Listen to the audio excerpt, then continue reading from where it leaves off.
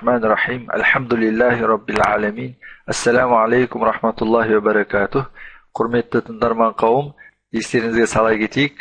Біз Ханафи мазхабы бойынша жазылған Ан-Нуқая атты шағын фиқх кітабын оқудамыз. Өткен дәрісімізде ғұсылды керек ететін жағдайлар жайында сөз қозғаған болсақ, бүгін судың түрлеріне тоқталатын боламыз. Басқаша айтқан кезде, дәретке, ғұсылға жарамды сулардың түрлері. Ақсамул мия, дәретте, ғұсылда қолданатын сулардың түрлері. وَيَتَوَضَّأُ بِمَاءِ السَّمَاءِ وَالْأَرْضِ, дәрет алатын кісі аспан суымен және жер суымен дәрет алады. Аспан суына аспаннан жауған жаңбыр суы, қардың суы, бұршақты еріткеннен кейінгі пайда болған сулар жатады. Құран кәрімде Анфал сүресінде وَيُنَزِّلُ عَلَيْكُمْ مِنَ السَّمَاءِ مَاءً لِيُطَهِّرَكُمْ بِهِ дейді. Ол сендерге аспаннан су жаудырды, онымен сендерді тазартайын деп делінген аятта.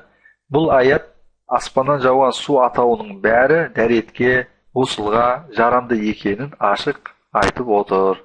Ал енді жер суына нелер жатады? Жер суына теңіз суы, көл суы, құдық суы, бұлақ суы, өзен сулары, тағы да басқа жер қайнарынан шығып жатқан табиғи суларды жер суына жатқызамыз. Демек, су атау, аспаннан жауған және жерден шыққан су атаулының бәрімен дәрет алып, ғұсыл құйынуға болады екен. Ары қарай оқиық. وَإِنْ تَغَيَّرَ بِالْمَكْسِ, тіпті көп тұрып қалуы себепті су өзгерген болса дағы, онымен дәрет алуға болады. Көп тұрып қалуы себепті су өзгерген болса дағы, онымен дәрет алуға болады дедік. Өйткені судың табиғаты өзгермеген болып тұр. Судың өзіне тән табиғаты болмысы бар. Табиғаты сылдырлығы, аққыш қасиеті, өзіне тән нәзік сұйықтығы, осы судың табиғаты болып есептелінеді. Фиқх кітаптарында «Уариққатуху ва саялануху» деп келеді. Көп тұрып қалған судың дәмі, иісі өзгеруі мүмкін, бірақ оның сылдырлығы, өзіне тән нәзік сұйықтығы жоғалмаған болса, онымен дәрет алуға, ғұсыл құйынуға болады. Өйткені судың табиғаты өзгермесе, ол өзінің су атауын жоғалтпады деген сөз. Енді әрине таза су бар кезде иісі шыққан сумен дәрет алынбайды. Бұл таза су болмай қалған уақытта, немесе таза суды тек ішу үшін қолданып, тұрып қалған суды дәретке қолданатын жағдайлар туындап жатқан уақытқа қатысты. Ары қарай оқимыз. أو اختلط به طاهر, немесе таза бір зат араласқан сумен де дәрет алуға болады. Бұл жерде бихидағы хи замирі суға кетіп жатыр. أو اختلط به طاهر, суға таза зат араласқан сумен де дәрет алуға болады деп отыр ғалым. Мысал ретінде суға топырақ араласса, сол топырақ араласқан себепті су лайланса да, ол сумен дәрет алуға болады. Өйткені топырақтың өзі таза нәрсе болып есептелінеді. Ал енді таза топырақ суға араласқан себепті ол су қанша лайланған болса дағы, өзінің мөлдірлігін жоғалтса дағы, ол сумен дәрет ала беруге болады. Және де сабын араласқан суды да атаса болады мысал ретінде. Ары қарай оқимыз. إِلَّا إِذَا أَخْرَجَهُ عَنْ طَبْعِ الْمَاءِ, бірақ араласқан зат судың өзіндік табиғатынан шығарып жатса, басқаша айтқанда, судың табиғатын өзгертсе, болмысын жоғалтып жатса, онда ол сумен дәрет алынбайды.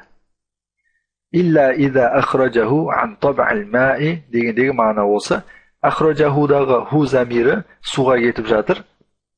Мысалы, шамадан тыс топырақ араласқан жағдайда судың сылдырлығы жоғалып, ол су батпаққа айналады.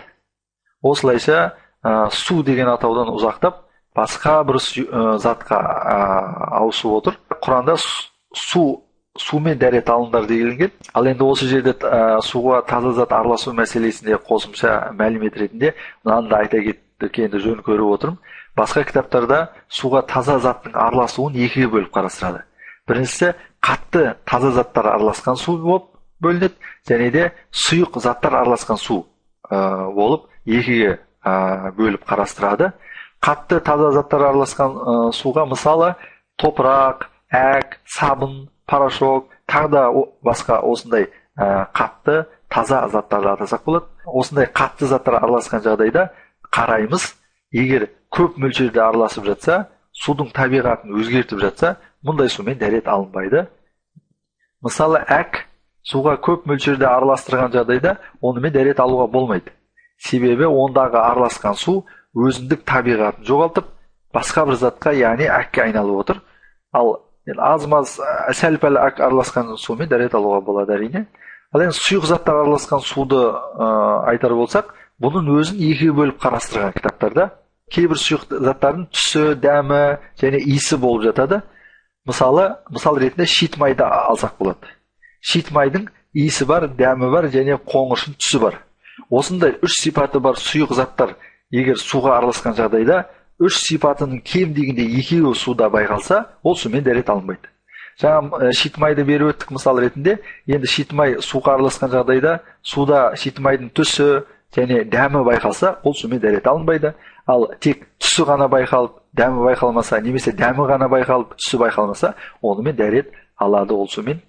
Және де осы сұйық заттардың екінші түрі, екі ғана сипаты бар сұйықтықтар болады кейде. Мысалы, бензин, солярка, осыларда айтсақ болады, бензиннің түсі жоқ, бірақ иісі бар және дәмі бар.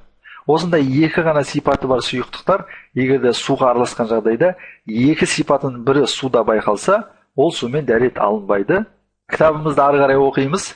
Ауғайяраху табхан, немесе таза нәрсе араласып, отқа қайнатып жатса, қайнату арқылы суды өзгертіп жатса, онымен де дәрет алынбайды.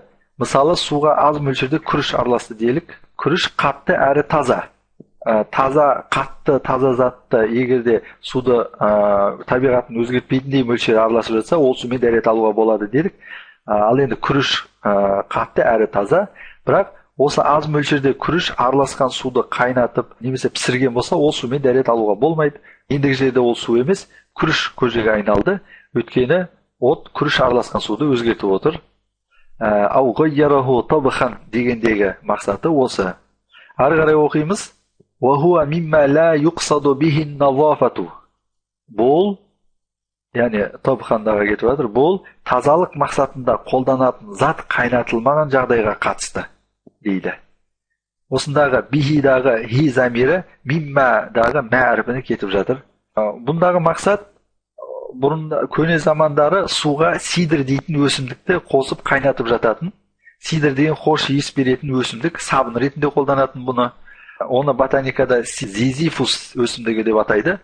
Осы сидр өсімдігі қайнатылған сумен мәйіттерді жуып жататын бұрынғы заманда. Осындай тазалық мақсатында қолданатын заттар сумен араластырылып, қайнатылып жатса, ол сумен дәрет алуға болады. Ал енді тазалық мақсатында қолданбайтын заттар суға араласып, таза болса дағы, бірақ отқа қайнатылып, немесе пісіріліп жатса, ол сумен дәрет алынбайды.